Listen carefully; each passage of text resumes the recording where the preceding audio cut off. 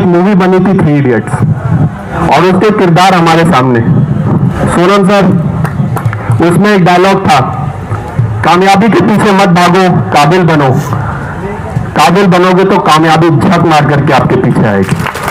उस डायलॉग को मैं थोड़ा बदलना चाहता हूं सर, और आपको कुछ नसीहत देना चाहता हूं। एक इस्तीफे के पीछे मत पड़ो, एक इस्तीफे के पीछे मत पड़ो, सिस्टम के पीछे पड़ो। जब सिस्टम के पीछे पड़ोगे तो पूरी सरकार तुम्हारे सामने झक मार करके तुम्हारे सामने आएगी। और जब संसद के सदस्य आपके प्रोटेस्ट के साथ मिल गए हैं तो दिल कहते हुए हाथ रखकर मैं भी बोलना चाहता हूं, ऑल इज वेल। तो आप सब लोग भी दिल पर हाथ रख करके एक बार मेरे सामने 3 के बाद बोलिएगा, 1 2 3, ऑल इज वेल। लेकिन ये सरकार ना सुनने के लिए तैयार है, ना रिएक्ट करने के लिए तैयार है।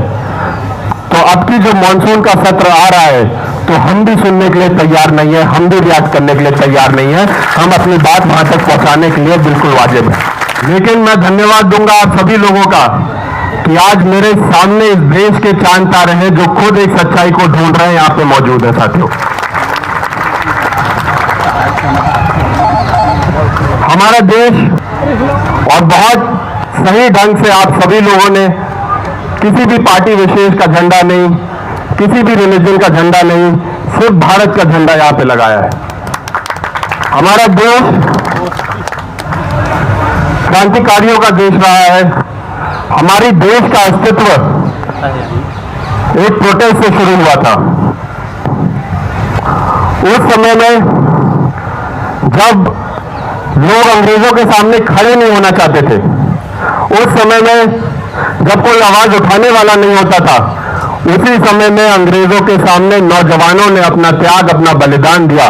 चाहे मैं भगत सिंह की बात करूं, चंद्रशेखर आजाद की बात करूं, अशफाकुल्लाह खान की बात करूं, उन्हीं लोगों ने इस मिट्टी को चूम करके, इस मिट्टी में अपनी बलि चढ़ा करके इस देश को आजाद करने का काम किया, जहां पे आज और हम आप इस प्रदर्शन में शामिल हैं साथियों।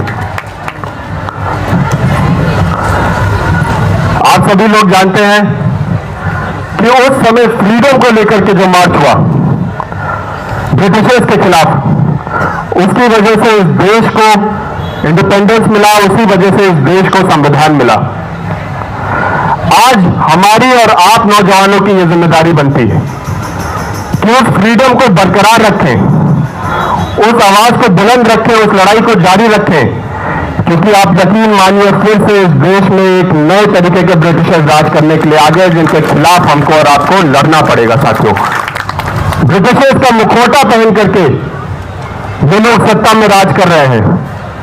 जिस देश में इस नौजवान की सुनवाई नहीं है, जिस देश में नौजवानों को अपने घर बार छोड़ करके अपने हक और हितों के लिए लड़ना पड़ रहा है, गर्मी में, सर्दी में, बारिश में यहां पे बैठना पड़ रहा है, वो सल्तनत दिल्ली की कुर्सी पर राज करने लायक नहीं बची है साथियों।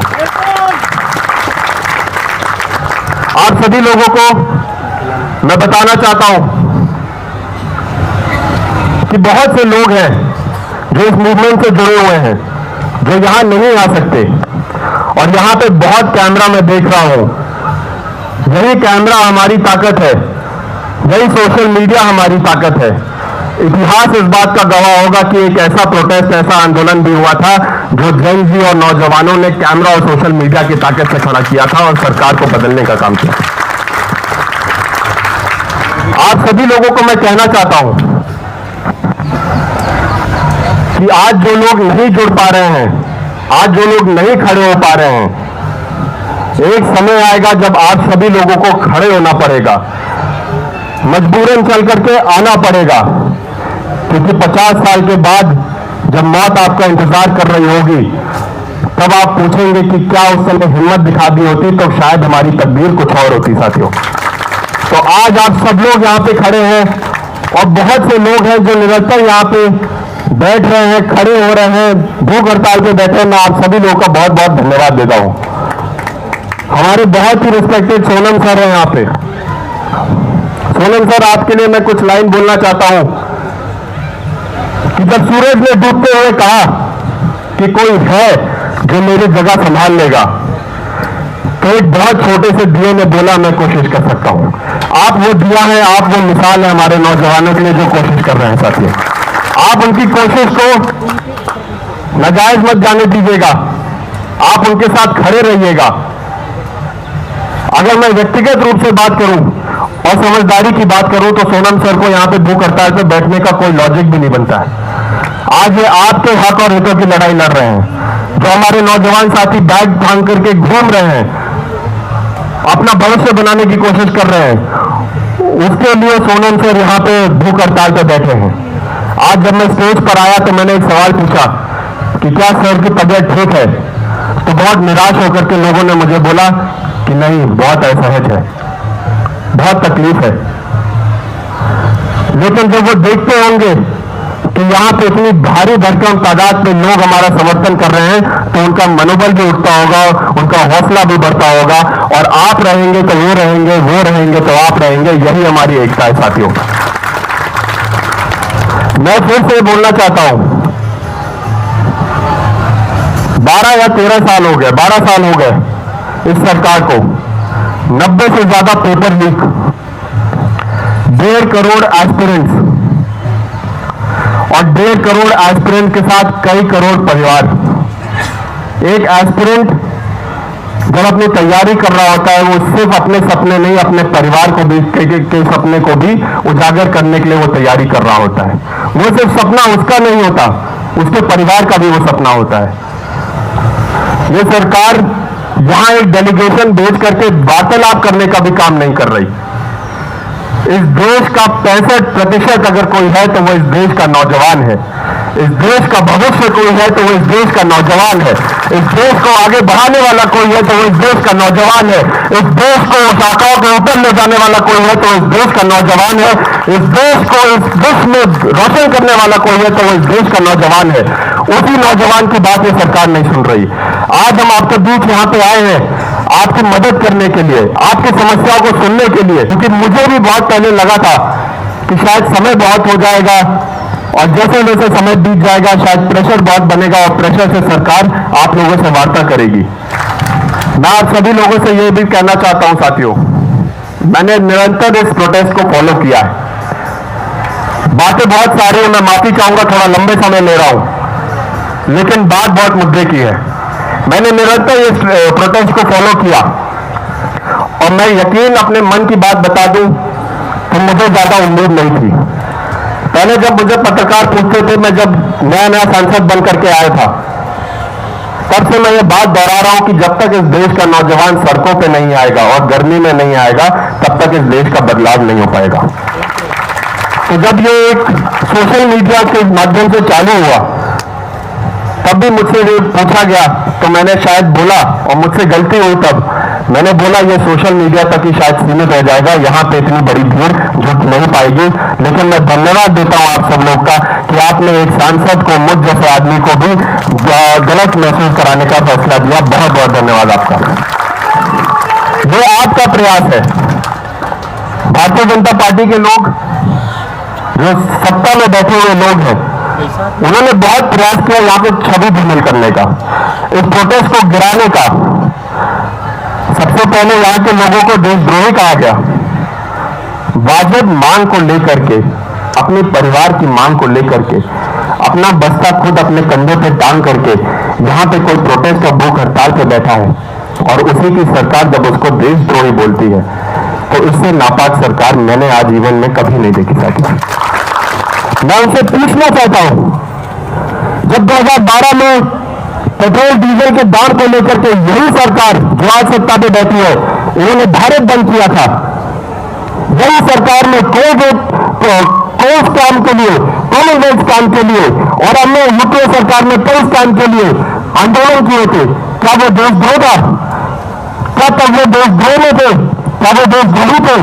तो आज जब नौजवान अपने हक अधिकार के लिए यहाँ पे खड़ा है, जहां पे प्रोटेस्ट कर रहा है और वाजिब मांग को लेकर के आपसे सवाल पूछना चाह रहा है, तो आप किस अधिकार से हमारे नौजवानों को देशद्रोही बता रहे हैं?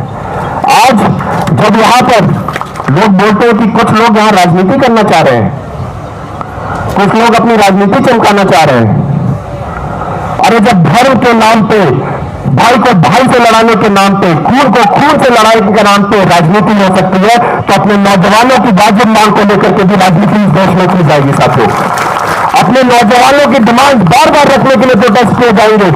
चाहे वही राजनीति है तो राजनीति ही सही, चाहे हम राजनेता के रूप में आए, चाहे नौजवान राजनेता के रूप में आए, लेकिन अपनी मांग को लेकर के अगर राजनीति कह रहे हैं तो राजनीति ही इस देश को बदलने का काम करेगी।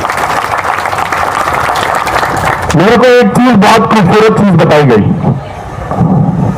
धर्म के बारे में बात हुई, चर्चा हुई, धर्म के नाम पे बांटने की बातचीत हुई। एक हमारे जुनैद भाई है यहाँ पे, अगर वो मंच के माध्यम से मेरे को सुन पा रहे होंगे, मैं उनका तहे दिल से बहुत बहुत धन्यवाद देता हूं। ये वो खूबसूरत मंच है, ये वो खूबसूरत गुलदस्ता है जिसके फूल भारतीय जनता पार्टी के गुलदस्ते में कभी नहीं आ सकते साथियों। ये वो गुलदस्ता है जहां पे अभिजीत गुप्ता, आशुतोष, सौरभ, सोनम सर जैसे लोग अगर आंदोलन कर रहे होते हैं, दिन रात बैठ रहे होते हैं, और भूखे प्यासे वो सोना तो जुनैद जैसा आदमी जो उसको खाना देने का काम करता है साथियों। खूबसूरत मंच है जो कभी भी भारतीय जनता पार्टी के लोग देख नहीं पाएंगे या महसूस कर पाएंगे। ये भारत की अखंडता है, ये भारत की एकता है।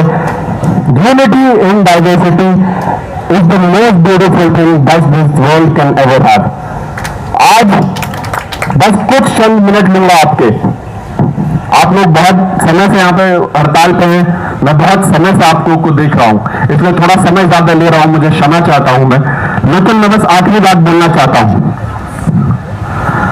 जिस तरीके से मैंने देखा कि इस प्रोटेस्ट में कल ये माइक पकड़ा करके, जेब में पैसे डाल करके लोगों को भेजा गया छवि धूमिल करने के लिए, चाहे इनकी छवि धूमिल करनी हो, चाहे आपकी छवि धूमिल करनी हो, या फिर इस प्रोटेस्ट की छवि धूमिल करने के लिए, उनसे मैं कहना चाहता हूं, वो जो है जो पैसे लेकर के यहां पे आते हैं, वो जो है जो एक एजेंडा के तहत छवि को खराब करना चाहते हैं। बहुत अफसोस ये बात है कि वो अपने ही लोग हैं, वो अपने ही नौजवान हैं जो हमारे पीठ में छुरा बोक करके चले जाते हैं। वो अपने ही लोग हैं जो अपने ही जिम्मेदारी लेकर के हमारे पीठ में आते हैं, हमसे सामने मिलते हैं तो हंसी मुस्कुराते हैं, लेकिन पीठ पीछे जाकर के पैसे लेकर के छवि धूमिल करने का काम करते हैं। इनसे मैं कहना चाहता हूं, वो एक समंदर खंगाल रहे हैं, वो एक समंदर खंगालने में लगे हुए हैं, वो एक समंदर खंगालने में लगे हुए हैं, हमारी कमियां निकालने में लगे हुए हैं। वो एक समंदर खंगालने में लगे हुए हैं, हमारी कमियां निकालने में लगे हुए हैं। वो जिनकी खुद की लंगोटियां है फटी हुई, वो हमारी पगड़ी उछालने में लगे हुए हैं। ऐसे लोगों से मैं कहना चाहता हूं, आपके मंसूबे कभी भी सक्सेसफुल नहीं होंगे। ये प्रोटेस्ट चलता रहेगा, ये नौजवान खड़े रहते रहेंगे, और जिस तरीके से आप सब लोग यहाँ पे मौजूद हैं, मैं यही कहना चाहूंगा कि एक बहुत इंपॉर्टेंट तारीख आ रही है, 20 जुलाई। 20 जुलाई जब आप लोगों को, इन लोगों को आपका पूरा समर्थन चाहिए। 20 जुलाई जो लोग यहाँ पे कभी नहीं जुड़ पाए, वो भी आपके माध्यम से आने का काम करें। मैं आपके साथ चल करके संसद भवन में जाऊंगा, मैं आपको वादा करके जाता हूं। वो प्रोटेस्ट संसद, कहा जाता है ना कि जब सड़कें सूनी हो जाती है तो संसद आवारा हो जाता है। मैं आपका धन्यवाद देता हूं, आपने सड़कें सूनी करने का काम नहीं किया, मैं संसद आवारा करने का काम नहीं करूंगा साथियों, आपके साथ चलने का काम। आप लोगों ने जितने लोगों को बुलाया है, जितने सांसद आए हैं, जितने सांसद आएंगे, आप सभी लोगों के साथ खड़े रहने का काम करेंगे, आप सभी लोगों की आवाज उठाने का काम करेंगे। और मैं यही कहना चाहता हूं कि हमको धैर्य से काम लेना है, हमको कॉन्स्टिट्यूशनली ये लड़ाई लड़नी है। जिस तरीके से मैं बोल रहा हूं, इनका तंत्र बहुत मजबूत है। आप बस जिगर में जान और हाथ में संविधान लेकर चल देंगे तो इनका हमारा कोई बाल बाका नहीं कर पाएगा साथियों। आखिरी में बस मैं खत्म करते हुए ये कहना चाहता हूं, मैं खुद एक नौजवान सांसद होने के नाते जब मैं इलाहाबाद विश्वविद्यालय गया, लखनऊ विश्वविद्यालय गया और लगातार लोगों से, छात्रों से जो कई विभिन्न मुद्दों पर आंदोलन कर रहे हैं, उनसे मुलाकात करने का मैंने काम किया, तो मैं ऐसे ही एक छात्र के साथ बैठा था और मैंने उसकी कहानी सुनने की कोशिश की। हम सब यहां पर होंगे, मैं खुद एक बहुत प्रिविलेज बैकग्राउंड से आता हूं, लेकिन जब मैंने उसकी कहानी सुनी तब असलियत और एक निजी जीवन की कहानी हमको समझ में आती। उसने बताया कि उसके पिता किसानी खेती करते हैं।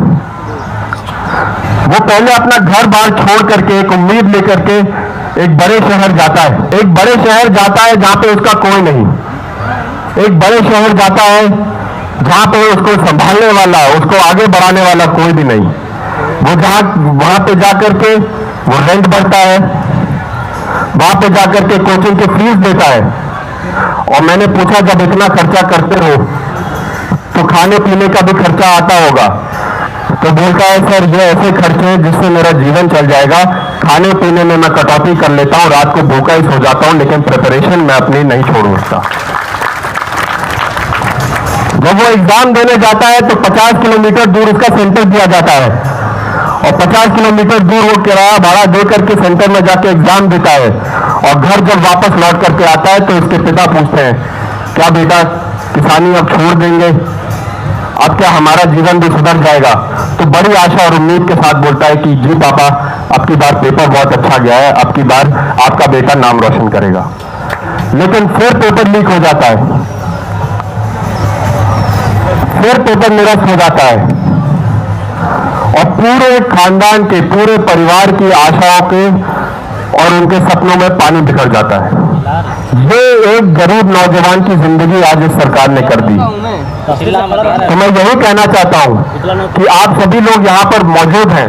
मैं विभिन्न जगह एस्पिरेंट्स अड्डा एक प्रोग्राम है मेरा, मैं अपने एस्पिरेंट से मिल रहा हूं, अपने नौजवानों से मिल रहा हूं और कई लोगों ने हमको कई पेपर से रिलेटेड इश्यूज दिए, चाहे वो नीट का मुद्दा हो, यूपीएससी का मुद्दा हो, आपके एसएससी का मुद्दा हो, पीसीएस का मुद्दा हो, टेट का मुद्दा हो। इतने सारे पेपर्स हमारे पास हैं, इतने सारे मुद्दे हमारे पास हैं, लेकिन आज 17वां दिन हो गया और कितने महीने हो गए, लेकिन ये सरकार सुनने का काम नहीं कर रही।